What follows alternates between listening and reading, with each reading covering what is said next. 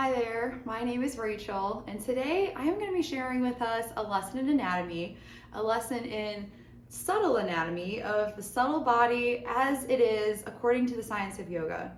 So if you've never been exposed to something like this before, we'll take it nice and slow and just kind of give a brief overview. So, according to the yogis, they believe that our life force energy flows along different channels, sort of like our veins or our arteries. Just like we have to carry our blood through blood vessels and our lymph through lymph vessels, we need to have some highways through which our energy can flow.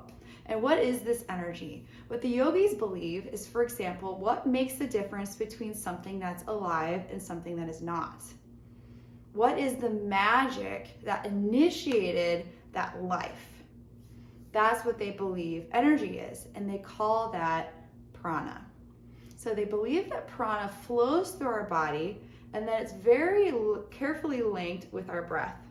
It's not the breath, but the saying stands that where the breath goes, prana flows, which is part of the reason why in yoga we focus so closely on our breath.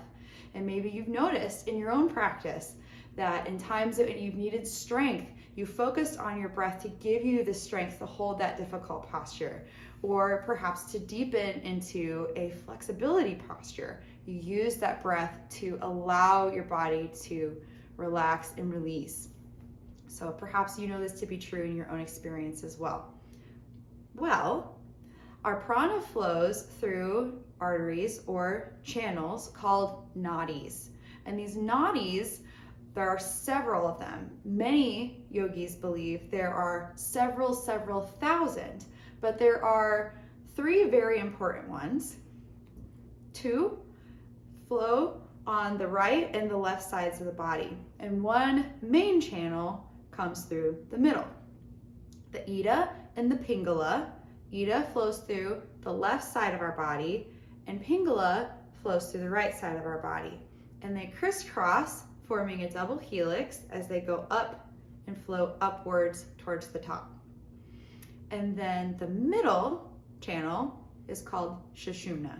So what yogis believe is that because these main channels kind of flow down this main column kind of towards where our spine is, there are a couple main areas where perhaps it's where the Ida and Pingala Nadi cross, or as simply as a river flows, sometimes there's a whirlpool. Either way, there are points where the energy starts to circle, and that's where we find the chakras. So maybe it's all starting to come together. And maybe you're familiar with what the chakras are, or you've heard about them. There are 7 of them in the subtle body anatomy. There's the root at the very bottom. Next we have the sacral, then the one at our core, solar plexus, heart, throat, third eye, and crown. And when these different whirlpools or chakras or spinning wheels, as is the literal translation from Sanskrit, are open, healthy, and flowing, we are equipped to be able to live our best life. So maybe let's break down a little bit about the qualities of each of these different pieces of our subtle anatomy. Let's start with the nadis. So let's start on the left. We have our Ida nadi. The yogis believe that this left energy channel, Ida, is associated with things that are traditionally more feminine in nature. So for example, nurturing, creative, supple, restful, nourishing, things like that. They believe it's ruled by, for example, the moon. And then on our right side, we have Pingala Nadi. Pingala is associated with things traditionally seen as more masculine. So go-getting, hardworking, leadership qualities, aggressive.